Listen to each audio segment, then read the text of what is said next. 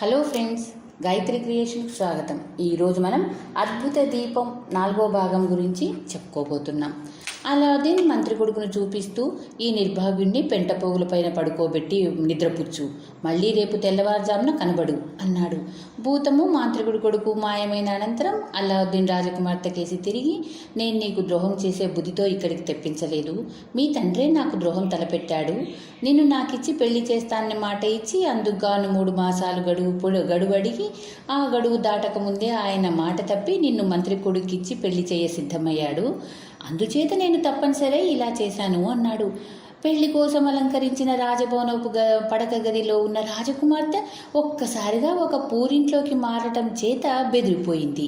ఆమె ఆ రాత్రెల్లా కన్నుమూయలేదు. ఆమెను తన పక్క మీద పడుకోమని తనకు ఆమెకు మధ్య ఒక కత్తి అడ్డం పెట్టి అలావుద్దీన్ సుఖంగా నిద్రపోయాడు. తెల్లవారుజామున దీపం భూతం ఎవరూ పిలవకుండానే వచ్చేసింది. రాజకుమార్తెను మంత్రి కుమారుణ్ణి రాజభవనానికి చేర్చమని అలాద్దీన్ భూతాన్ని ఆజ్ఞాపించాడు. మరుక్షణం రాజకుమార్తె మంత్రి కుమారుడు భవనంలో ఉన్నారు. తమను ఎవరు తెచ్చి చేర్చారో కూడా తెలుసుకునే అవకాశం వారికి లేకపోయింది. రాజుగారు తన కుమార్తెను పిలిచి, ఏమ్మా, నీకు నీ భర్త అనుకూల దాంపత్యం కుదిరిందా అని అడిగాడు. రాజకుమార్తె తండ్రికేసి బిత్తరపోయి చూసిందే గాని ఏమీ సమాధానం ఇవ్వలేదు. ఆయన ఆ ప్రశ్నే 2-3 సార్లు అడిగాడు, కానీ ఆమె సమాధానం చెప్పలేదు. రాజు ఆగ్రహంతో రాణి వద్దకు వెళ్ళి, నీ భర్తకు నీకు అనుకూలంగా ఉన్నాడా అంటే అమ్మాయి సమాధానం ఇవ్వదేమిటి అని కోపంగా అడిగాడు. మీతో చెప్పడానికి సిగ్గుపడుతుందిలేండి, నేను అడిగి తెలుసుకుంటానుగా అన్నది రాణి. కానీ తల్లి ప్రశ్నలకు కూడా రాజకుమార్తె మొదట్లో సమాధానం ఇవ్వలేదు. రాణి గాబరాపడి, ఏం జరిగింది తల్లి, ఎందుకు జవాబు చెప్పవు అన్నది. దానికి రాజకూతురు, ఏం చెప్పేదమ్మా, నేను నా భర్త గదిలోనికి అడుగు పెట్టిన మరుక్షణం ఎవరో మమ్మల్ని ఒక దిక్కుమాలిన ఇంట్లో చేర్చారు. ఆ మనిషి ఎవరో చూసే అవకాశం కూడా లేకపోయింది. తర్వాత నన్ను ఒంటరిగా విడిచి నా భర్త ఎక్కడికో తీసుకుపోయారు. నా పక్కన ఎవరో యువకుడు పడుకున్నాడు. మా ఇద్దరికి మధ్య ఒక కత్తి ఉంచాడు. నేను హడలి చచ్చాను. మళ్ళీ తెల్లవారే సమయానికి ఇక్కడ ఉన్నాము. అందుచేతనే నాన్న అడిగితే ఏం చెప్పాలో నాకు తెలియలేదు అన్నది. నాతో చెప్పావు కానీ ఈ సంగతి ఎవరితో చెప్పకుండా ఉండు, లేకపోతే నీకు మతిపోయింది అనుకుంటారు. మీ నాన్నగారితో నువ్వేమీ అనకపోవటం ఒక విధంగా మేలే అయింది. ఆయన ఇంకోసారి అడిగినా ఏమీ చెప్పకు అన్నది రాణి. నా మాటలు నువ్వు నమ్మలేదు లాగుంది. నాకు మతిపోలేదమ్మా. నా మాటలు నమ్మకపోతే పోని, నా భర్తను అడుగు అన్నది రాజకూతురు. ఏదో భ్రమపడ్డావులే తల్లి, అదంతా మర్చిపో. నీ పెళ్లికన్నీ ఎన్ని వినోదాలు చేస్తున్నారో చూతుగానే సిద్ధంకా అంటూ రాణి దాసీలను పిలిపించింది. వారు రాజకుమార్తెను అలంకరించసాగారు. ఈ లోపల రాణి రాజు వద్దకు వెళ్ళి, అమ్మాయికి రాత్రి ఏదో పీడకల వచ్చినట్టుంది, అంతకన్నా మరేమీ లేదు, మీరు నిష్కారణంగా దానిపై ఆగ్రహించకండి అని చెప్పింది. తర్వాత ఆమె మంత్రి కుమారుని రహస్యంగా పిలిపించి తన కుమార్తె చెప్పిన విషయాలని చెప్పి, నిజంగా అలా జరిగిందా అని అడిగింది. నిజం ఒప్పుకుంటే తనను చూసి అందరూ నవ్వుతారేమోనని మంత్రి కొడుకు అన్నీ ఒట్టిదే అన్నాడు. తన కూతురికి పీడకలలో లేక భ్రాంతో కలిగి ఉంటుందని రాణి రూఢీ చేసుకుంది. ఆ రోజల్లా పెళ్లి సంబరాలు కాసాగాయి. పాడేవాళ్ళు పాడారు, ఆడేవాళ్ళు ఆడారు. కానీ రాజకుమార్తెలో కొంచెం కూడా ఉత్సాహం లేదు. గడిచిన రాత్రి జరిగిన అనుభవాన్ని ఆమె మరవలేకపోయింది. ఆ పగలల్లా అలావుద్దీన్ నగరమంతా తిరిగి వినోదాలు చూశాడు. మంత్రి కొడుకు చేసుకున్న అదృష్టం, అతను రాజుగారికి అల్లుడైనాడు అని అందరూ అనుకోవటం వింటుంటే అలావుద్దీన్కు నవ్వొచ్చింది. పెళ్లి రాత్రి యావత్తు ఆ మంత్రి కొడుకు పెంట కుప్పల మీద పడుకున్నాడని పాపం ప్రజలకు తెలియదు. 2వ రాత్రి కూడా అలావుద్దీన్ రాజకుమార్తెను దీపం భూతం చేత తన గదికి తెప్పించి ఆమెకు తనకు మధ్య కత్తి అడ్డం పెట్టి పడుకున్నాడు. దీపం భూతం మంత్రి కుమారుణ్ణి పెంట కుప్పల మీద పడుకోబెట్టింది. మళ్ళీ తెల్లవారగానే వాళ్ళిద్దరూ ఎప్పట్లాగే రాజభవనంలో ఉన్నారు. రాజుగారు తన కూతురి వద్దకు వెళ్ళి, అమ్మాయి ఎలా ఉన్నావు అని అడిగాడు. రాజకుమార్తె రాజుకు ఏం చెప్పక తండ్రికేసి మరింత బెరుకుగా చూసింది. బెల్లం కొట్టిన రాయిలాగా తన కూతురు జవాబు చెప్పకుండా ఉండడం చూసి మండిపోయిన రాజు, నిన్న చూశాను, ఈవేళ చూస్తున్నాను, అడిగిన ప్రశ్నకు సమాధానం చెప్పక అలా గుడ్లు పెట్టుకొని చూస్తావేం, అంత పొగరెక్కిందా, చూడు నిన్నేం చేస్తానో అంటూ కత్తి దూశాడు. రాజకుమార్తె హడలిపోయింది. ఆమె కన్నీరు కారుస్తూ, నాన్న నీ నిజం తెలిస్తే నన్ను చూసి నువ్వు జాలి పడతావు కానీ నా మీద కోప్పడవు. నేను అసలే నరకం అనుభవిస్తున్నాను అని రాజుతో జరిగిందంతా చెప్పింది. ఇదంతా పెళ్ళికొడుకు కూడా తెలుసు. నా మాటలు నమ్మకపోతే ఆయన్నే అడుగు అన్నదామె. రాజుగారు తన కుమార్తెను చూసి జాలిపడి, పిచ్చిదానా, ఈ సంగతి నేనే చెప్పి ఉంటే రక్షక భటులను ఏర్పాటు చేసి నీకు ఏ ప్రమాదం రాకుండా కాపాడి ఉందును కదా. ఇవాళ రాత్రికి నీకు ఏ ఆపద కలగకుండా నేను చూస్తాను. జరిగిందంతా మర్చిపోయి నిశ్చింతగా ఉండు అన్నాడు. తరువాత ఆయన మంత్రిని పిలిపించి, ఏమిటిదంతా? గడిచిన 2 రాత్రుల సంఘటనల గురించి నీ కొడుకు నీతో ఏమైనా చెప్పాడా అని అడిగాడు. మహారాజా, ఈ 2 రోజులు నేను నా కొడుకును కలుసుకోనే లేదు, నాకేమీ తెలీదు అన్నాడు మంత్రి. రాజు తన కుమార్తె తెలిపిన విషయాలన్నీ మంత్రికి చెప్పి, అసలు ఏం జరిగింది నీ కొడుకును అడిగి తెలుసుకో. నా కూతురు కంగారు పడి నిజం గ్రహించలేకపోయి ఉండవచ్చు అన్నాడు. మంత్రి తన కొడుకును పిలిపించి రాజకుమార్తె చెప్పిన విషయాలు చెప్పి, ఇదంతా నిజమేనా అని అడిగాడు. రాజకుమార్తె అబద్ధం చెప్పవలసిన గతేం పట్టింది నాన్న? నా సంగతి మరీ అన్యాయం. 2 రాత్రులు నేను పెంటకుప్పల మీద పడుకున్నాను. చలికి ఎముకలన్నీ బిగుసుకుపోయాయి. నాకు ఈ పెళ్ళొద్దు నాన్న, దీన్ని రద్దు చేయించు. ఇంకో రాత్రి నేను ఆ పెంటకుప్పల మీద పడుకోలేను. రాజుగారి అల్లుండి కాకపోయినా పర్వాలేదు అన్నాడు మంత్రి కొడుకు. ఈ మాట వినగానే మంత్రికి చాలా కష్టమేసింది. ఈ పెళ్లి జరగటానికి ఆయన విశ్వప్రయత్నం చేసి ఉన్నాడు. అందుచేత ఆయన తన కొడుకుతో, నాయనా నువ్వు తొందరపడకు, ఈ రాత్రి ఏం జరుగుతుందో చూద్దాం. ఇలాంటి అదృష్టం మళ్ళీ రమ్మంటే రాదు అన్నాడు. తర్వాత మంత్రి రాజుగారి దగ్గరికి వెళ్ళి, మహాప్రభు, రాజకుమార్తె చెప్పిందంతా నిజమే, మావాడు కూడా చెప్పాడు అన్నాడు. అయితే ఈ పెళ్లిని ఇప్పుడే రద్దు చేయిస్తున్నాను అంటూ రాజుగారు పెళ్లి వేడుకలన్నీ ఆపవలసిందిగా ఉత్తర్విచ్చాడు. పెళ్లి రద్దయిందని తెలియగానే ప్రజలు ఆశ్చర్యపడ్డారు. రాజుగారి ఇంటి నుంచి మంత్రి కొడుకు కోపంగా వెళ్ళిపోవటం జనం కనిపెట్టి, ఏం జరిగింది, పెళ్ళి ఎందుకు రద్దయింది అని అడగసాగారు. కానీ జరిగిందేమిటో అలాదీనికి తప్ప మరెవరికీ తెలియదు. రాజకూతురు బుదూర్కు మంత్రి కొడుకు జరిగిన పెళ్లి రద్దయిపోయిందని, రాజుగారు మంత్రి కొడుకును దూర ప్రాంతాలకు పంపేశారని ప్రజలందరికీ తెలిసిపోయింది. ఈ సంగతి విని అలాదీన్ ఎంతో సంతోషించాడు. తన దీపాన్ని మెచ్చుకున్నాడు. రాజకుమార్తె వివాహం ఎలా భగ్నమైంది తనకు తప్ప ఇంకొక మానవుడికి తెలియదు. అందుకు కూడా అతను చాలా సంతోషించాడు. త్వరలోనే రాజుగారు పెట్టిన 3 నెలల గడువు పూర్తయింది. అలాదీన్ తన తల్లిని రాజుగారి దర్శనం కోసం వెళ్ళమన్నాడు. ఆమె తన గల దుస్తులన్నింటిలోకి మంచివి ధరించి రాజసభకు వెళ్ళింది. ఆమె సభలో అడుగు పెడుతుండగానే రాజుగారు ఆమెను గుర్తించారు. ఆయన తన మంత్రితో, అలాదీన్ తల్లి వస్తుంది, గడువు తీరింది కనుక అమ్మాయిని తన కుమారుడికిచ్చి చేయమంటుంది అనుకుంటున్నాను. 3 నెలల గడువు పెట్టిన సంగతి నాకు జ్ఞాపకం రావటం మంచిదైంది అన్నాడు. మంత్రి తనకు జరిగిన అవమానాన్ని ఇంకా మరవలేదు. ఆయన రాజుతో, మహారాజా, తమ వంటి వారు ఆడిన మాట తప్పకపోవటం మంచిదే, కానీ చేసుకోబోయే అల్లుడిని గురించి కొంతలో కొంత తెలిసి ఉండటం కూడా అవసరమే. బుద్ధిగా ముక్కు మొహం ఎరగని వాడికి ఈ పిల్లని ఎలా ఇస్తారు? ఈ అలాద్దీన్ గురించి నాకు తెలుసు కానీ మీకు బుద్ధిగా ఏమీ తెలీదు. ఇతని తండ్రి ఒక పేద దర్జీవాడు, పేదరికంతోనే మరణించాడు. అలాంటి వాడి కొడుకు సంపన్నుడని ఎలా నమ్మటం అన్నాడు. దేవుడు కరుణిస్తే ఎవడైనా సంపన్నుడు కావచ్చు అన్నాడు రాజు. అలా జరిగిందైనా మనకు దాఖలా ఉండాలి కదా. నా సలహా ఏమిటంటే, అలాద్దీన్ పెద్ద ఎత్తున కట్నం అడగండి. అతను తీసుకురాగలిగిన నాడు మనం కళ్ళు మూసుకొని ఈ సంబంధానికి ఒప్పుకోవచ్చు అన్నాడు మంత్రి. నువ్వు చెప్పింది దివ్యంగా ఉంది మంత్రి, ఈ ముసలావణ్ణి ముందుకు రమ్మను అన్నాడు రాజు. మంత్రి పిలవగానే అలాద్దీన్ తల్లి రాజుగారిని సమీపించి ప్రణామం చేసింది. మేము చేసిన వాగ్దానాన్ని మర్చిపోలేదని అక్కగారు తెలుసుకోవాలి. అయితే మనం లోగడ పెళ్లి కూతురి కట్న కానుకల గురించి మాట్లాడుకొని ఉండలేదు. పెళ్లి కూతురు రాజకుమార్తె అని గొప్ప పుట్టుక పుట్టిందని అక్కగారు మర్చిపోరాదు. పెళ్లి కూతురి కట్నంలో ఏమేమి ఉండాలంటే 40 పోత బంగారు పళ్ళాల నిండా రత్నాలు రాసులు పొయ్యాలి. ఆ రత్నాలు కూడా పూర్వం నాకు కానుకగా ఇచ్చిన వాటిలాగే అయి ఉండాలి. ఆ 40 పళ్ళాలకు 40 మంది అప్సరసల వంటి ఆడబానిసలు రాజభవనానికి పట్టుకురావాలి. వారి వెంబడి 40 మంది నల్ల బానిసలు పహారా రావాలి. ఈ కట్నాలు తెచ్చి మా ముందు పెట్టిన మరుక్షణం పెళ్లి ఖరారవుతుంది. అది వరకే మీ కుమారుడు నాకు కానుక పంపి ఉన్న కారణం చేత నేను ఇంతకన్నా ఎక్కువ కోరదలుచుకోలేదు అన్నాడు రాజుగారు. ఈ కోరిక వినగానే అలాద్దీన్ తల్లికి గుండె ఆగిపోయినంత పనైంది. ఆమె రాజుగారికి మళ్ళీ ప్రణామం చేసి మాట్లాడకుండా తిరిగి వచ్చేసింది. ఆమె ఇంట్లో అడుగు పెడుతూనే అలాదీన్తో, ఈ రాజకుమార్తె ప్రమేయం మనకొద్దని నేను అప్పుడే చెప్పలేదట్రా అన్నది. ఆమె అలాదీన్తో రాజుగారన్న మాటలు చెప్పి, పోనీ బంగారు పళ్ళాలు నవరత్నాలు అంటే నేను ఒప్పుకుంటాను, నువ్వు అసలే పిచ్చిలో ఉన్నావు గనక ఆ భూగర్భంలో ఉన్న గుహకు వెళ్ళి చెట్ల మీద కాసే రత్నాలు ఒలిచి తెస్తావు. కానీ 40 మంది ఆడబానిసలు 40 మంది మగ బానిసలు తెమ్మంటే అది మన వల్ల అయ్యే పనేనా? నువ్వు మాత్రం ఎక్కడి నుంచి తెస్తావు? ఆ ముచ్చుముండా కొడుకు చెవులో ఏదో ఊదబట్టే రాజు ఇంత కట్నం అడిగాడు కనుక ఈ ప్రయత్నం మానుకో బాబు, లేకపోతే ఊబిలో దిగిపోయినట్టు ఉంటుంది నీ పని అన్నది. అలాదీన్ ఈ మాటలకు నవ్వాడు. అమ్మా, రాగానే నీ మొహం చూసి నిజంగానే చెడు వార్త తెచ్చావని భయపడ్డాను, కానీ నువ్వు ఉత్త పుణ్యానికే కంగారు పడుతున్నావని నాకు ఇప్పుడు తెలిసిపోయింది. నువ్వు ఇవ్వగల దానిలోనే రాజడిగినది ఎన్నో వంతు, అందుచేత నువ్వు నీ పిచ్చి అనుమానాలన్నీ కట్టిపెట్టి ముందు వంట చెయ్యి, నాకు ఆకలి దహించుకుపోతుంది.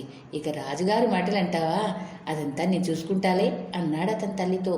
తల్లి తన పని మీద అవతల వెళ్ళగానే అలావుద్దీన్ తన గది తలుపులు గడియపెట్టి లాంతరు తీసి రుద్దాడు. వెంటనే భూతం ప్రత్యక్షమై, ఏం సెలవు అన్నది. అలావుద్దీన్ భూతంతో రాజుగారు కోరిన కట్నం మాట చెప్పి 40 పూత బంగారు పళ్ళాల నిండా రత్నాలు, 40 ఆడబానిసలు మగ బానిసలు హాజరు పెట్టమని ఆజ్ఞాపించాడు. భూతం అదృశ్యమైన మరుక్షణమే అలాద్దీన్ కోరిన వాటితో సహా హాజరైంది.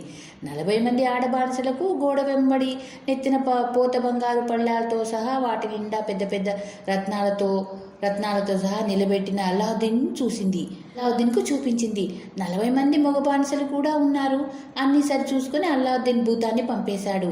సరిగా ఆ సమయానికి అలావుద్దీన్ తల్లి వంట సామాగ్రితో తిరిగి వచ్చి తన ఇంటి ముందు మోగిన మగ బానిసను చూసి తన కొడుకును దండించటానికి గాను రాజుగారు పంపారని హడలిపోయింది.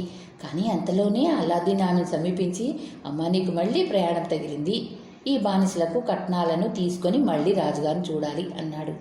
ఆమెకి ఇప్పుడు నిజంగా తెలిసింది. ఆమె బానిసలను వెంట పెట్టుకుని బయలుదేరింది.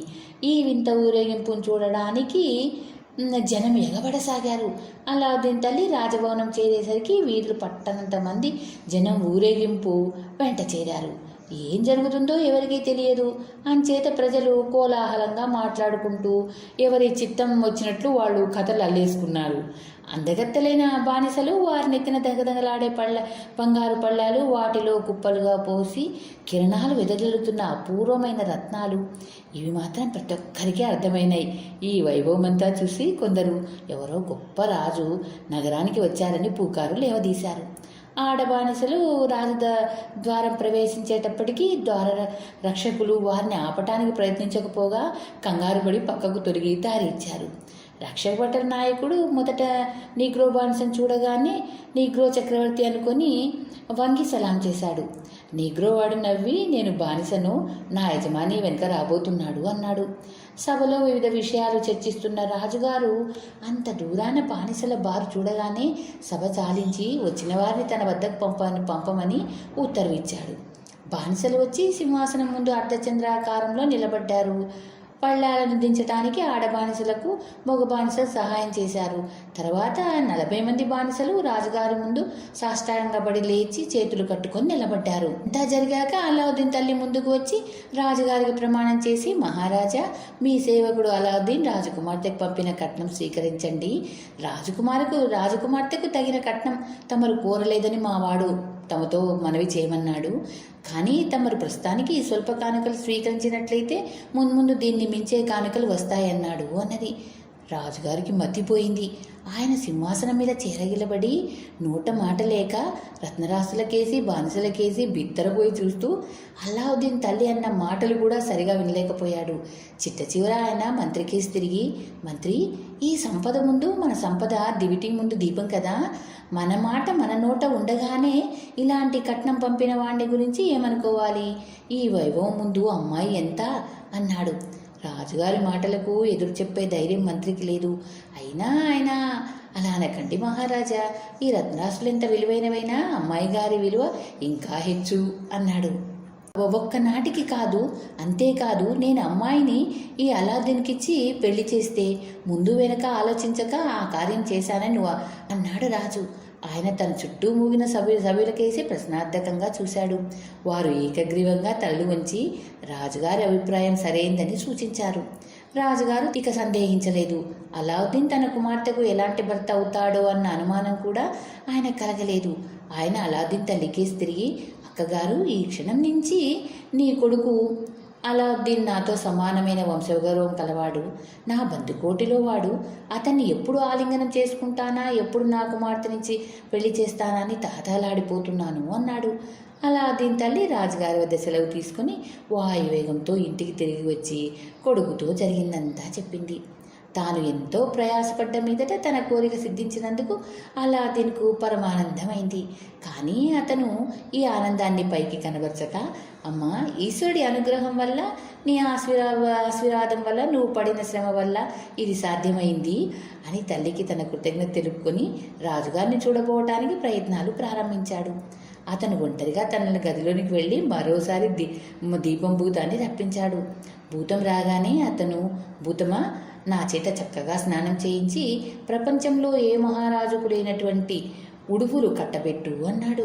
భూతం అతన్ని తన భుజాల మీద ఎక్కించుకుని ఒక్క క్షణంలో స్నానశాలలో దించింది.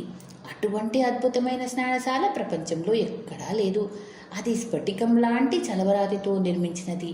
అందులోని స్నానాల తొట్లు రోజారంగు యమునారాళ్లతోనూ తెల్లటి పగడపు రాళ్లతోనూ కట్టారు. వాటి చుట్టూ నవరత్నాలు పొదిగారు. అక్కడ అనేక భూతాలు అలావుద్దీన్కు ఒళ్ళు పట్టి పన్నీటి స్నానం చేయించాయి. దీని ఫలితంగా అతని శరీరానికి అపూర్వమైన దుస్తులు తెచ్చి ఇచ్చారు. వాటి అందం వర్ణనాతీతం. వాటిని ధరించిన అలావుద్దీన్ ఏ స్వర్గం నుంచో భూమికి దిగిన దేవరాజకుమారుడి వల్లే ఉన్నాడు. భూతం అతన్ని తిరిగి ఇంటికి తెచ్చి చేర్చింది. అలావుద్దీన్ భూతంతో, నాకిప్పుడొక మేలుజాతి గుర్రం కావాలి. అలాంటి గుర్రం రాజుగారి దగ్గర కూడా ఉండకూడదు. దానిపైన 1,00,000 దీనారాలు విలువగల జీనుండాలి. నాకు 48 మంది బానిసలు కావాలి. వారందరికీ అందమైన దుస్తులుండాలి. వారిలో సగం మంది నాకు ముందు, మిగిలిన వాళ్ళు వెనక 2 బారులుగా ఏర్పడి నడుస్తారు. మా అమ్మకు 12 మంది అత్యంత సుందరవంతులైన ఆడబానిసలను ఇవ్వు. 12 మంది 12 రంగుల బట్టలు రాజకుమార్తె కోసం తీసుకురావాలి. నా బానిసల్లో ప్రతి ఒక్కడి దగ్గర 5,000 దీనారాల సంచి ఉంచు. నా ఖర్చులకు కావాలి. ప్రస్తుతానికి ఇదే నీ వల్ల నాకు కావాల్సింది అన్నాడు. మరో క్షణంలో అలావుద్దీన్ కోరినవన్నీ హాజరైనాయి. అతను గుర్రం మీద ఎక్కి కూర్చున్నాడు. అంతకు పూర్వం అతను ఎన్నడూ గుర్రపు స్వారీ చేసి ఎరగడు. అయినా అతనికి అది కొత్త అనిపించలేదు. అతను కదలగానే ముందు వెనక నిలబడి ఉన్న బానిసలు కూడా కదిలారు. అతను వీధుల వెంట పోతూ ఉంటే మళ్ళీ జనం మోగారు. ఇళ్ల కప్పులపైన, కిటికీల వద్ద జనం చేరి ఈ ఊరేగింపు చూడసాగారు. అలావుద్దీన్ ఆజ్ఞ ప్రకారం బానిసలు వీధుల నిండా కిటకిటలాడే జనం మీద బంగారం వెదజల్లారు. దారి పొడుగునా జనం అలావుద్దీన్ అందాన్ని, వైభవాన్ని 1000 కళ్ళతో చూసి ఆనందించారు. అతను వస్తున్నాడన్న వార్త రాజుగారికి ముందుగానే తెలిసింది. ఆయన అలావుద్దీన్కి స్వాగతం చెప్పడానికి వేచి ఉన్నాడు. అలావుద్దీన్ చూడగానే రాజుగారికి అతని విలువైన దుస్తులు టీవీ కొట్టొచ్చినట్లు కనపడ్డాయి. ఆయన అతన్ని ఆలింగనం చేసుకున్నాడు. చుట్టూ ఉన్న రాజపరివారంలో అందరూ పెద్ద పెట్టున హర్షధ్వానాలు చేశారు. బాజాలు మోగాయి. రాజుగారు అలావుద్దీన్ నడిపించుకొని సన్మాన భవనానికి తీసుకుపోయి తన పక్కనే కూర్చోబెట్టుకుని, అలావుద్దీన్, నీ పెళ్లికి 3 మాసాలు గడువు అడిగినందుకు విచారిస్తున్నాను. నిన్ను అల్లుడుగా చేసుకునేటందుకు ఎగిరి గంతయ్యని మహారాజు ప్రపంచంలో ఉంటాడనుకోను. సభాభవనంలో రాజుగారికి అలావుద్దీన్కు భోజనం ఏర్పాటైంది. మంత్రి స్వయంగా వారికి పరిచర్య చేశాడు. మిగిలిన సభికులంతా అక్కడే ఉన్నారు. భోజనం పూర్తి కాగానే రాజుగారు పురోహితులు మొదలైన వారిని పిలిపించి తన కుమార్తెను అలావుద్దీన్కి ఇచ్చి పెళ్లి చేసే విషయం స్థిరపరిచాడు. తరువాత ఆయన అలావుద్దీన్ను, నాయన, పెళ్లి ముహూర్తం ఎప్పటికి ఏర్పాటు చేయమన్నావు అని అడిగాడు. మహారాజా, ముహూర్తం ఇప్పుడు ఏర్పాటు చేసినా నాకు సమ్మతమే. కానీ నేను నా భార్య కాపురం ఉండటానికి కాను ఒక అద్భుతమైన భవనం నిర్మించాలనే ఉద్దేశంతో ఉన్నాను. ఆ భవనం తయారు కాగానే నేను పెళ్లి చేసుకుంటాను అన్నాడు అలావుద్దీన్. ఈ భవనం ఎక్కడ నిర్మిస్తావు అని రాజుగారు అడిగారు. తమ సెలవైతే రాజభవనానికి ఎదురుగానే ఉన్న విశాలమైన ఆవరణలో నిర్మిస్తాను. మీ కుమార్తె మీకు దగ్గరలో ఉంటే మంచిది కదా. నేను కూడా తరచూ తమ దర్శనం చేసుకుంటూ ఉండొచ్చు అన్నాడు అలావుద్దీన్. ఇందుకు నా అనుమతి వేరే కోరాలా? నీ ఇష్టం వచ్చిన చోట కట్టుకో, కానీ పని త్వరగా ముగిసేట్టు చూడు. నా కుమార్తె ఎప్పుడు పెళ్లాడుతుందా, ఎప్పుడు మనవల్ని ఎత్తుకుంటానా అని నేను తొందరపడుతున్నాను అన్నాడు రాజు. అలావుద్దీన్ ఈ మాటలు విని చిరునవ్వు నవ్వి రాజుగారి వద్ద సెలవు తీసుకుని తన ఇంటికి వచ్చేశాడు. అతను ఇల్లు చేరుతూనే తల్లితో జరిగిన విషయాలన్నీ చెప్పి తన గదిలోనికి వెళ్ళి తలుపేసుకుని దీపాన్ని తీసి రుద్ది భూతాన్ని ఆవాహన చేశాడు. భూతం వచ్చి ఏం సెలవు అని అడిగింది. నా కోరికను తీర్చడంలో నువ్వు చాలా సమర్థవంతంగా చూపిస్తున్నావు. ఈసారి ఇంకా సమర్థత చూపించాలి. నేను నా భార్య కాపురం ఉండడానికి గాను ఒక అద్భుతమైన భవనం మా రాజభవనానికి ఎదురుగా ఉన్న ఖాళీ స్థలంలో నిర్మించాలి. దాని రచన యావత్తు నీకే వదిలేస్తున్నాను. ఎక్కడ ఏ రత్నాలు పొదుగుతారో నీవే చూసుకోవాలి. కానీ భవనం మధ్యలో స్ఫటికంతో చేసిన బురుజు చాలా పెద్దదిగా లేపి దానికి అమర్చే స్తంభాలు వెండితోనూ బంగారుతోనూ పోత పోసినవిగా ఉండేట్టు చూడాలి. ఆ బురుజుకు 99 గవాక్షాలు అమర్చు. వాటికి వజ్రాలు, కెంపులు, పచ్చలు పొదగాలి. 99వ కిటికీ మాత్రం రత్నాలు పొదగకుండా వదిలేయి. ఆ భవనం ముందు జలయంత్రాలతోనూ నీటి కాలువలతోనూ సహా చక్కని ఉద్యానవనం నిర్మించు. భవనం అడుగున ఒక రహస్య మాళిక నిర్మించి దాని నిండా బంగారు నాణ్యాలు పేర్చు. ఇక వంట ఇల్లు, అశ్వశాల, బానిసలు నివాసాలు మొదలైనవి ఏ విధంగా ఏర్పాటు చేయాలో నీవే చూసుకో అన్నాడు అల్లావుద్దీన్ దీపం భూతంతో. చిత్తం అని భూతం వెళ్ళిపోయింది. మర్నాడు తెల్లవారే వేళ భూతం అల్లావుద్దీన్ నిద్ర లేపి తమ పని పూర్తయింది, వచ్చి చూసుకోండి అన్నది. అతను సరే అన్న మీదట ఆ భూతం అతన్ని ఎత్తుకుపోయి కొత్తగా నిర్మించిన భవనాన్ని చూపించింది. ఆ భవనం రాజభవనానికి ఎదురుగా అంతకంటే చాలా రెట్లు రమ్యంగా ఉంది. ఆ భవనానికి చేరటానికి 2 మార్గాలు బయట నుంచి చూశాక అల్లావుద్దీన్ లోపల భాగాలు చూడ్డానికి భూతాన్ని వెంట పెట్టుకుని వెళ్ళాడు. భవనం లోపల అతనికి తాను కలలో కూడా ఊహించలేని మహావైభవం ప్రత్యక్షమైంది. భూమి లోపల ఒక రహస్య ధనాగారం ఎంతో విశాలమైనది నిర్మించి ఉంది. దాని నిండా బంగారు దీనారాలు నింపిన సంచులు, దొంతరలు ఉన్నాయి. రాజుగారి దివాణంలో ఉండదగిన వంటశాలలు, కచేరీ, చావడులు, కొట్లు, అశ్వశాలలు సమస్తం ఆ భవనంలో ఉన్నాయి. అశ్వశాలలో మేలుజాతి గుర్రాలున్నాయి. వాటిని కాసేవాళ్ళు మాలిష్ చేస్తూ ఉన్నారు. వాటి దాణా వెండి తొట్లు ఏర్పాటు చేసి ఉంది. అల్లావుద్దీన్ చాలా సంతోషించాడు. అతను భూతం కేసి తిరిగి, ఒక్కటి మర్చిపోయావు. నా భార్య నా ఇంటి నుంచి రాజభవనానికి నడిచిపోవటానికి ఒక పొడగాటి తివాసి 2 భవనాలకు మధ్య పరిపించు అన్నాడు. చిత్తం అన్నది భూతం. మరుక్షణం 2 భవనాల మధ్య ఒక మెత్తని తివాసి పరిచి ఉంది. ఇప్పుడే వంక లేదు. ఇక నన్ను మా ఇంటికి తీసుకుపో అన్నాడు అల్లావుద్దీన్. అతను వెళ్ళిపోయిన కొద్దిసేపటికల్లా రాజుగారి దేవుడి తలుపు తెరిచారు. రాజుగారి నౌకర్లు, చాకర్లు తమ పనుల మీద రాజభవనం నుంచి బయటికి వచ్చి ఎదురుగా ఉన్న కొత్త భవనాన్ని చూసి ఆశ్చర్యంతో స్తంభించిపోయారు. ఆ భవనం మాణిక్య కాంతులతో అప్పుడే ఉదయించిన సూర్యబింబంలా వెలిగిపోతుంది. వారు వెనక్కు తిరిగి వెళ్ళి ఈ వింతను మహామంత్రికి నివేదించారు. ఆయన వెళ్ళి రాజుగారితో చెప్పాడు. మహారాజా, అమ్మాయి గారిని పెళ్లాడనున్న యువకుడు ఇంద్రజాలం నేర్చిన వాడులాగా కనబడుతున్నాడు అన్నాడు ఆయన. నువ్వు వట్టి మురుకుడులాగా ఉన్నావు. అసూయతో నీ బుద్ధి పెడతల పట్టినట్లుంది. అంత ధనికుడు తలుచుకుంటే ఒక్క రాత్రిలో ఇలాంటి భవనం కట్టలేడా అన్నాడు రాజు. రాజుగారికి అల్లావుద్దీన్పై పూర్ణ అనుగ్రహం కలిగిందని, అతనిపై ఏమి చెప్పినా రాజుగారికి తల ఎక్కదని తెలుసుకొని మంత్రి మాట్లాడక ఊరుకున్నాడు.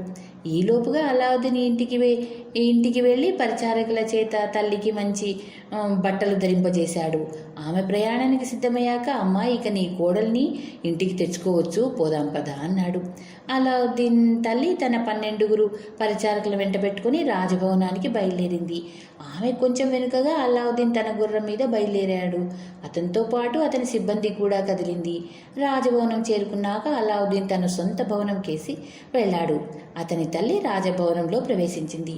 రాజుగారు ఆమెకు ఆదరంతో స్వాగతం ఇచ్చి ఆమెను రాణివాసంలోకి నౌకర్ల వెంట పంపాడు. రాజకుమార్తె అల్లావుద్దీన్ తల్లిని చూడగానే లేచి వచ్చి ఎంతో వినయంగా ఆమెను ఆసనం మీద కూర్చోబెట్టి పలహారం పెట్టించి తాను అలంకరించుకోసాగింది. దాసీలు రాజకుమార్తెను పెళ్లి కూతురు చేసి ఆమెకు గల సమస్త ఆభరణాలు పెట్టారు. కొద్దిసేపట్లోనే రాజు కూడా వచ్చారు. వారు తమకు చూపిన మర్యాదకు అల్లావుద్దీన్ తల్లి పరవశరాలై ఆనందపాశ్వాలు రాల్చింది. వారు ముగ్గురు ముచ్చటించుకుంటుండగా రాణి వచ్చింది. ఈవిడ అల్లావుద్దీన్ తల్లిని పలకరించలేదు. వారి సంభాషణలో ప్రవేశించలేదు. ఇంతకు ఈ పెళ్లి రాణికి ఏమాత్రం ఇష్టం లేదు. తన అల్లుడు అనామకుడన్నది ఆమెకు బాధించసాగింది. అలావుద్దీన్ విషయంలో ఆవిడ మంత్రితో ఒకటయింది. రాజకుమార్తె అత్తారింటికి బయలుదేరేటప్పటికీ తన తల్లిని తండ్రిని కౌగలించుకొని కన్నీరు కార్చింది. తర్వాత ఆమె తన అత్తగారి వెంట బయలుదేరింది. ఆమెతో పాటు 10 మంది నౌకర్లు, 100 మంది దాసీలు బయలుదేరారు. 400 మంది బానిసలు 2 భవనాలకు మధ్య 2 వరుసల్లో నిలబడ్డారు. వారి చేతుల్లో ఉన్న పళ్ళాలలో దీపారాధనలు, కర్పూర హారతులు, సాంబ్రాణి ధూపాలు ఉన్నాయి. మంగళవాద్యాలు మోగుతూ ఉండగా పెళ్లి కూతురు అడుగులో అడుగు వేసుకుంటూ తివాసి మీదుగా పుట్టింటి నుంచి మెట్టింటికి నడిచి వెళ్ళింది. ఈ దృశ్యం చూడడానికి జనం దూరంగా నిలబడి హర్షధ్వానాలు చేశారు. అలావుద్దీన్ చిరునవ్వు నవ్వుతూ పెళ్లి కూతురుకు ఎదురు వచ్చి ఆమెను లోపలికి తీసుకువెళ్లాడు. బురుజు కింద హాల్లో రత్నాలు తాపిన కిటికీల మధ్య అలావుద్దీన్, అతని తల్లి రాజకుమార్తె విందు భోజనానికి కూర్చున్నారు. ఆ వాతావరణమంతా చూసి రాజకుమార్తె నిర్ఘాంతపోయింది. తాను అటువంటి చోట అడుగు పెడతానని ఆమె ఎన్నడూ అనుకుని ఉండలేదు. భోజనమైనాక స్త్రీలు వచ్చి నృత్యాలు చేశారు. ఆ నృత్యం రాజకుమార్తెకు దేవలోకంలో నృత్యంలాగా తోచింది. మర్నాడు ఉదయమే అలావుద్దీన్ తన గుర్రాన్ని ఎక్కి రాజభవనానికి వెళ్లి తన మామగారిని తన ఇంటి విందుకు ఆహ్వానించాడు. రాజుగారు ఇందుకు సంతోషంగా ఒప్పుకొని అమ్మాయి ఎలా ఉంది అని అడిగాడు. అలావుద్దీన్ తగు రీతిగా సమాధానం చెప్పాడు. తర్వాత ఇద్దరూ కలిసి అలావుద్దీన్ ఇంటికి వచ్చారు. ఆ భవనాన్ని బయట నుంచి చూసే రాజు ఎంతో ముచ్చటపడ్డాడు. ఇక లోపల కూడా చూసినాక ఆయన ఆశ్చర్యానికి మేరలేదు.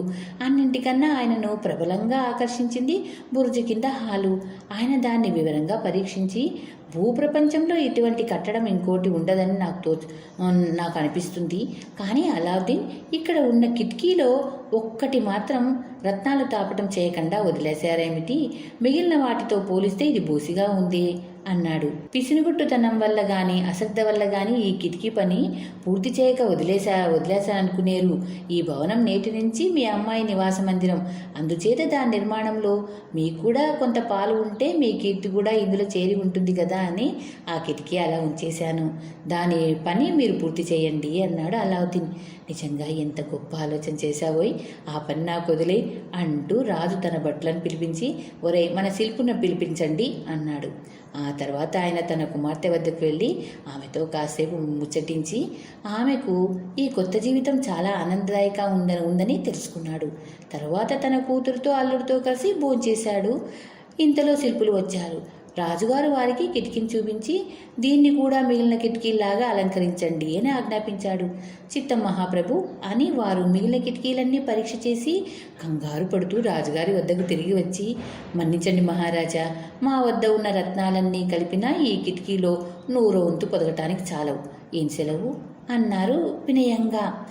రాజు తన భటులను పిలిపించి అలావుద్దీన్ తనకు పంపిన రత్నరాసును తెప్పించాడు. వాటిని ఆయన శిల్పులకు చూపించి, వీటిలో కావలసిన మట్టుకు మీరు వాడుకొని మిగతావి తిరిగి ఇచ్చేయండి అన్నారు. వారు కొలతలు వేసి లెక్కలు కట్టి గుణించి, మహారాజా ఇవన్నీ కలుపుకున్న కిటికీలో 10వ వంతు అలంకరించడానికి సరిపోవు అన్నారు. రాజు కొంచెం కంగారు పడ్డాడు. ఆయన మళ్ళీ తన భటులను పిలిపించి, తన మంత్రి సామంతులందరి దగ్గర ఎన్నెన్ని రత్నాలుంటే అన్నీ పట్టుకురండి అన్నాడు. భటులు వెళ్ళి కొద్దిసేపట్లో అందరి వద్ద గల రత్నాలు మూటగట్టి తెచ్చారు. శిల్పులు వాటిని చూసి, మహారాజా ఇవి కూడా కలుపుకుంటే కిటికీలో 8వ వంతు అలంకరించవచ్చు. ఈ రత్నాలకింకా 7 రెట్లు తెప్పించండి. రత్నాలు రాగానే పని ప్రారంభించి 3 సంవత్సరాలు ఇవ్వకుండా పనిచేసి ఆ కిటికీని మిగిలిన కిటికీలాగా తయారు చేస్తామన్నారు. రాజుగారికి తల తీసేసినట్టయింది. తన సామర్థ్యం ఈ పాటికి రాజుగారు గ్రహించి ఉంటాడని నిశ్చయించిన అలావుద్దీన్, మహారాజా ఈ కిటికీ గురించి మీరు ఇంకా బాధపడకండి. నేను ఇచ్చిన రత్నాలు తిరిగి తీసుకోవటం ఏమీ భావ్యంగా ఉండదు. మీ తరఫున నేనే ఆ కిటికీ పని పూర్తయ్యేలా చూస్తాను అన్నాడు. రాజుగారు ఒక్క నిట్టూర్పు వదిలి తన కుమార్తెతో మాట్లాడడానికి వెళ్ళాడు. ఈలోపుగా అలావుద్దీన్ దీపం భూతాన్ని ఆవాహన చేసి 99 కిటికీని కూడా మిగిలిన వాటిలాగే చెయ్యి అన్నాడు. కొద్ది క్షణాల్లో ఆ కిటికీ కూడా రత్నఖచితమైపోయింది. తర్వాత రాజుగారు ఆ హాలులో అడుగుపెట్టి 99వ కిటికీ గుర్తించలేకపోయాడు. ఆ హాలు ఎన్నోసార్లు తిరిగిన మీదట ఆయనకు ఆ కిటికీ పని పూర్తయినట్లు బోధపడింది. ఆయన అలావుద్దీన్ కేసి తిరిగి, అలావుద్దీన్ నిన్ను చూస్తున్న కొద్దీ నాకు ఆశ్చర్యం హెచ్చిపోతుంది సుమా అన్నాడు. రాజు తన మంత్రి కేసి తిరిగి, ఇప్పుడేమంటావు అని వెటకారంగా అడిగాడు. అంతా ఈశ్వర చిద్విలాసం అన్నాడు మంత్రి. కానీ అలావుద్దీన్ మాంత్రికుడని దుష్టశక్తులతో వశపరుచుకున్నాడని మంత్రికి లోపల అనుమానం ఉండనే ఉంది. ఇది మొదలు రాజుగారు ప్రతి సాయంకాలము తన కూతురి ఇంటికి వచ్చి అల్లుడితోనూ కూతురుతోనూ కాలక్షేపం చేసాగాడు. వారి భవనాన్ని రోజు చూస్తున్నప్పటికీ ఆయనకు అందులో ఏవో కొత్త వింతలు కనిపిస్తూనే ఉండేవి. తాను ఇంతగా పైకి వచ్చినప్పటికీ అలావుద్దీన్ ఉబ్బి తబ్బిబ్బు కాలేదు. అతను తన చిన్నతనపు బీదరికాన్ని ఏమాత్రం మర్చిపోలేదు. అందుచేత అస్తమానం పేదల స్థితిగతులు బాగు చేయటానికి కృషి చేస్తూ వారికి అనేక విధాలా సహాయపడుతూ ఉండేవాడు. అతను వీధుల వెంట వెళ్ళినప్పుడల్లా అతని బానిసలు బంగారం విరజిమ్ముతూ ఉండేవాడు. అతని భవనంలో ఉదయము సాయంకాలము 5,000 మంది అన్నార్థులకు అన్నదానం జరిగేది. అంత గొప్పవాడై కూడా అతనిలో గర్వం ఏమాత్రం లేకపోవటం చేత అతనంటే గొప్పవారికి కొద్దివారికి కూడా ఎంతో అభిమానం ఉండేది. ఇక అతని భార్య సంగతి చెప్పక్కర్లేదు. ఏదో పూర్వజన్మ పుణ్యం వల్ల తనకి ఈ భర్త దొరికాడని, ఇలాంటివాడు ప్రపంచంలో మరొకడు ఉండడని ఆ మనస్ఫూర్తిగా నమ్మింది. అలావుద్దీన్ ఆ భార్యతోనూ తన తల్లితోనూ సుఖంగా జీవితం వెళ్ళబుచ్చసాగాడు. ఆనాడు అలావుద్దీన్ను భూమి అడుగున గుహలో బంధించి తన దేశానికి తిరిగిపోయిన మొరాకో మాంత్రికుడు అలావుద్దీన్ తిండికి మాడి చనిపోయాడని అనుకున్నాడు. తన చేతికి అద్భుత దీపం రానందున ఆయన చాలా చిరాకు పడ్డాడు. రోజు ఆ దీపం జ్ఞాపకం వచ్చేది. వెంటనే అలావుద్దీన్ మూర్ఖత్వం మీద పట్టరాని ఆగ్రహం కూడా వచ్చేది.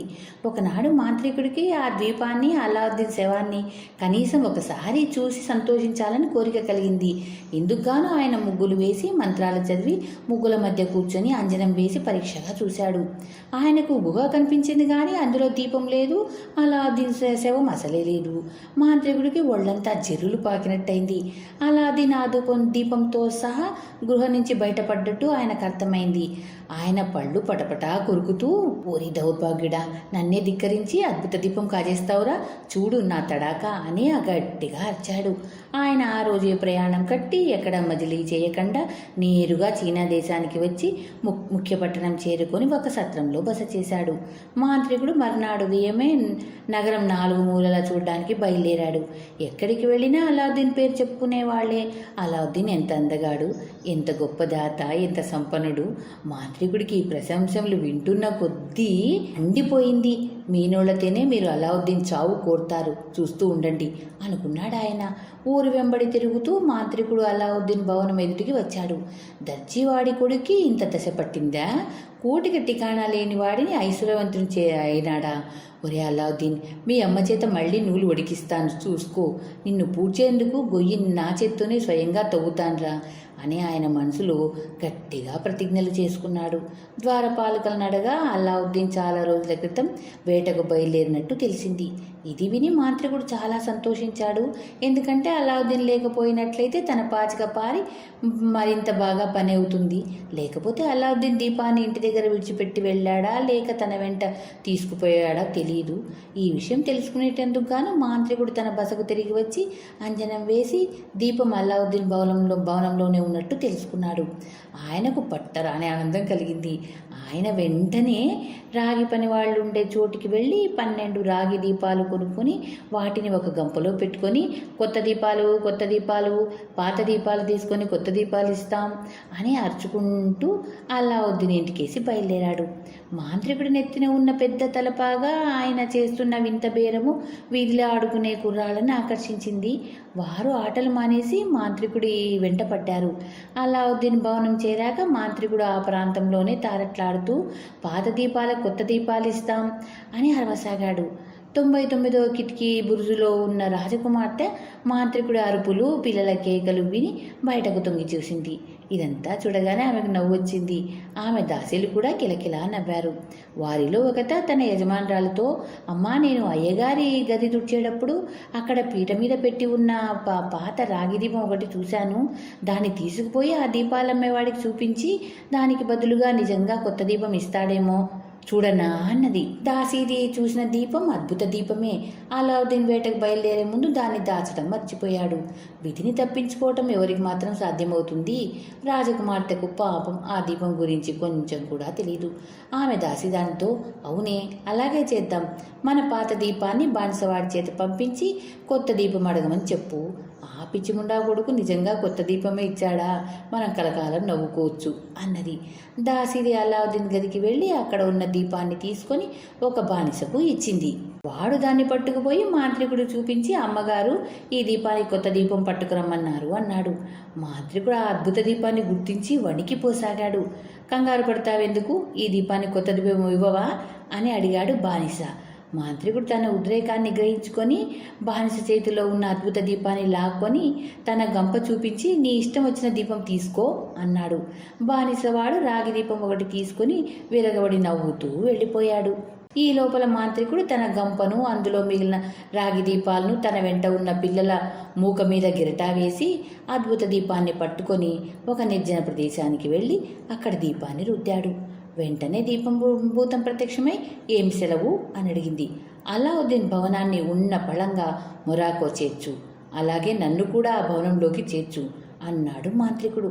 ఆయన కళ్ళు మూసి కళ్ళు తెరిచేసరికి అలావుద్దీన్ భవనం అందులో ఉండే సమస్త వస్తువులతో సహా మొరాకో దేశంలో తోటల మధ్యలో ఉంది. మాంత్రికుడు ఆ భవనంలో ఉన్నాడు. మర్నాడు ఉదయం రాజుగారు తన గది కిటికీలోంచి తన కూతురి ఇంటికేసి చూసి అక్కడ ఏమీ లేకపోవటం గమనించి నిర్ఘాంతపోయాడు. అలావుద్దీన్ భవనం ఉండవలసిన చోట విశాలమైన మైదానం ఉంది. అందులో భవనం తాలూకు పునాదుల గోతులు మాత్రం ఉన్నాయి. భవనమేమో అదృశ్యమైంది. ఏమిటి ఆశ్చర్యం, ఏం జరిగింది అని రాజుగారు మదన పడుతున్న సమయంలో ఆయనను సభకు తీసుకుపోవటానికి మంత్రి వచ్చాడు. రాజు ఆయనతో, మంత్రి, అమ్మాయి ఇల్లు ఏమైంది అని అడిగాడు. రాజుగారికి మతి చెల్లించిందనుకొని, అదేం ప్రశ్న మహారాజా అన్నాడు మంత్రి. అయితే నీకేం తెలీదా అన్నాడు రాజు మరింత ఆశ్చర్యంగా. నాకేం తెలీదు మహారాజా అన్నాడు మంత్రి అయోమయంగా. నీవు అలాద్దీన్ ఇంటిని చూడలేదన్నమాట, ఇప్పుడు చూడు అన్నాడు రాజు మంత్రిని కిటికీ వద్దకు లాక్కుపోయి. ఘోరం ఘోరం, అలావుద్దీన్ భవనం మాయమైంది. అలావుద్దీన్ మంత్రగాడని ఇప్పుడైనా ఒప్పుకుంటారా మహారాజా అన్నాడు మంత్రి. రాజు ఆగ్రహవేశంతో, ఆ నీచుడు, ఆ మంత్రగాడు, ఆ వంచకుడు ఎక్కడా, అలావుద్దీన్ ఎక్కడా అన్నాడు. మహారాజా, అతను వేటకు వెళ్ళాడు, ఇవాళే తిరిగి రావాలి. నేను అతనికి ఎదురు వెళ్ళి ఆ భవనాన్ని ఏం చేశాడో తెలుసుకురమ్మని అంటాను, సెలవా అన్నాడు మంత్రి. తాను ఇంతకాలానికి అలావుద్దీన్ మీద జయం సంపాదించినందుకు సంతోషిస్తూ, ఏమీ అవసరం లేదు, ఆ విధవను కాళ్ళు చేతులు కట్టి నా దగ్గర కీడ్చుకురమ్మని సర్దారుకు చెప్పు అన్నాడు రాజు. మంత్రి రాజాజ్ఞను సర్దారుకు తెలిపాడు. సర్దారు 100 మంది భటులను వెంట పెట్టుకొని అలావుద్దీన్కు ఎదురు వెళ్ళాడు. నగర ద్వారం దాటి కొంత దూరం వెళ్లేసరికి అలావుద్దీన్ తగిలాడు. వెంటనే రాజభటులు అతన్ని చుట్టుముట్టారు. సర్దార్ అలావుద్దీన్తో, ఏలినవారు నన్ను క్షమించాలి, నేను రాజుగారి నౌకర్ను, ఆయన ఆజ్ఞ పాలించి తీరాలి. తమరికి సంకెళ్ళు వేసి ఈడ్చుకురమ్మని రాజుగారు నన్ను ఆజ్ఞాపించారు. మీకు ఎంతగానో రుణపడి ఉన్నాను, అందుచేత నన్ను మీరు క్షమించాలి అన్నాడు. ఆశ్చర్యంతో అలావుద్దీన్ కాసేపు ఏమనలేకపోయాడు. చివరకతను, నేను చేసిన ఆ అపచారం ఏమిటో రాజుగారు చెప్పారా? ఎందుకంటే నేను ఆయనకు కానీ ఆయన రాజ్యానికి కానీ ఎట్టి ద్రోహం చేసి ఎరగను అన్నాడు. నాతో రాజుగారు ఏమీ చెప్పలేదు అని సర్దార్ జవాబిచ్చాడు. అయితే మీ విధి మీరు నిర్వర్తించండి అంటూ అలావుద్దీన్ తన గుర్రం మించి దిగాడు. సర్దార్ తన చేతులు కట్టేసి అతని నడుముకు గొలుసులు కట్టి చేత పట్టుకుని తన గుర్రం మీద సారీ చేస్తూ నగరానికి తిరిగి వచ్చాడు. సర్దార్ రాజభటులు అలావుద్దీన్ను కట్టి తెస్తూ నగరంలో ప్రవేశించగానే ఈ దృశ్యం పౌరుల కంటపడింది. ఎందుకో రాజుగారు అలావుద్దీన్ను శిరచ్ఛేదం చేయబోతున్నారని వారు గ్రహించారు. వారికి అలావుద్దీన్పై అంతులేని ప్రేమ. అందుచేత ప్రజలు కత్తులు, బాకులు, కర్రెలు, రాళ్ళు తీసుకొని సర్దార్ వెనుక నడవసాగారు. త్వరలోనే ఆ గుంపు 100ల సంఖ్య దాటి 1000ల సంఖ్యలో పడింది. క్షణక్షణానికి వారి ఉద్రేకం రెచ్చిపోసాగింది. 100 మంది భటులున్నప్పటికీ సర్దార్ అలావుద్దీన్ రాజప్రాంగణానికి తీసుకుపోవటం ఎంతో కష్టసాధ్యమైంది. ప్రజలు ఆకలిగొన్న తోడేళ్లాగా ఉన్నారు.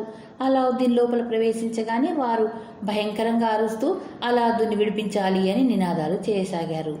రాజు చాలా కోపోద్రేకంతో ఉన్నాడు. అలావుద్దీన్ తన ఎదురికి రాగానే ఆయన జరిగిన దానికి సంజాయిషి అడగటానికి మారుగా, ఈ దుర్మార్గుని తల వెంటనే తీసేయండి అని భటులకు ఉత్తర్వులు ఇచ్చాడు. తలారి వచ్చి అలావుద్దీన్ సంకెళ్ళు విప్పి అతని కళ్లకు గంతలు కట్టి వేదస్థానానికి తీసుకుపోయి మోకరించి దైవపార్థన చేసుకో అన్నాడు. కానీ అతను కత్తి ఎత్తి అలావుద్దీన్ తల తెగవేసే లోపుగా బయటున్న ప్రజలు ప్రహరీ గోడ ఎక్కి లోపలకు దూకసాగారు. కొందరు రాజద్వారాన్ని పగలగొట్టడానికి ప్రయత్నం చేయసాగారు. రాజు తలారీతో ఆగు అన్నాడు. ఆయన సర్దార్ కేసు తిరిగి అలావుద్దీన్ తల తీసేయటం లేదని ప్రజలతో చెప్పు అన్నాడు. సర్దార్ ప్రజలతో ఈ మాట చెప్పిన మీదట ప్రజల ఆగ్రహం కొంత శాంతించింది. వారు ద్వారాన్ని పగలగొట్టే ప్రయత్నము, గోడల మీదికి పాకే ప్రయత్నము మానుకున్నారు. అలావుద్దీన్ కళ్ళకు కట్టిన గంతలు విప్పారు. అతను లేచి నిలబడి గద్గద స్వరంతో, మహారాజా, నాకింత అవమానం ఎందుకు చేశారో సెలవిస్తారా? నా వల్ల జరిగిన అపరాధం ఏమిటి అని అడిగాడు. ఏం అపరాధం జరిగిందని నీకు తెలియదేం? చూపిస్తాను నా వెంటరా అంటూ రాజు అలావుద్దీన్ను రాజభవనం వెనుక వైపుకు తీసుకుపోయాడు. అక్కడ తన భవనం లేకపోవటం అలావుద్దీన్ గమనించాడు. అతని కళ్ళు మసకబారినాయి. అతని నోట మాట రాలేదు. పరమనీచుడా, నా కూతురు ఏమైంది? నా ప్రాణానికి ప్రాణమైన నా కూతురు, నా ఏకైక పుత్రుడు అన్నాడు రాజు ఆగ్రహంతో. మహారాజా, నేనేమి ఎరుగను అన్నాడు అలావుద్దీన్. నేను నీ దిక్కుమాలిన భవనం నాకు అక్కర్లేదు, కానీ నా కూతుర్ని వెంటనే నాకు చూపకపోయావో నీ తల తీసేస్తాను అన్నాడు రాజు. మహారాజా, విధిని తప్పించుకోగలమా? నేను చెయ్యని తప్పుకు నా తల అర్పించవలసి ఉంటే అర్పించే తీరాలి, కానీ నా ప్రియమైన భార్య కోసం నేను వెతకవలసి ఉంది. ఇందుకు గాను నాకు 40 రోజులు గడువు ఇప్పించండి అని అలావుద్దీన్ మనవి చేసుకున్నాడు. గడువు ఇచ్చాను, వెళ్ళు, కానీ గడువు లోపల నా కూతురు చూపలేకపోయావో నువ్వెక్కడ ఉన్నా పట్టి తెచ్చి శిక్షిస్తాను. ఆ మాట జ్ఞాపకం ఉంచుకో అన్నాడు రాజు ఉద్రేకంగా. అలావుద్దీన్ తల వంచుకొని బయటికి వెళ్ళాడు. అతను ఇప్పుడు గుర్తుపట్టేలాగా లేడు. దుఃఖంతో అతని రూపమే మారిపోయింది. అతను ఎదురుపడిన వారిని నా ఇల్లేమైంది, నా భార్య ఏమైంది అని అడగసాగాడు. రాజుగారి నిర్దయమూలాన అలావుద్దీన్ మతి కాస్త పోయింది పాపం అనుకున్నారు ప్రజలు. అలావుద్దీన్ నేరుగా నగరం విడిచి వెళ్ళిపోయాడు.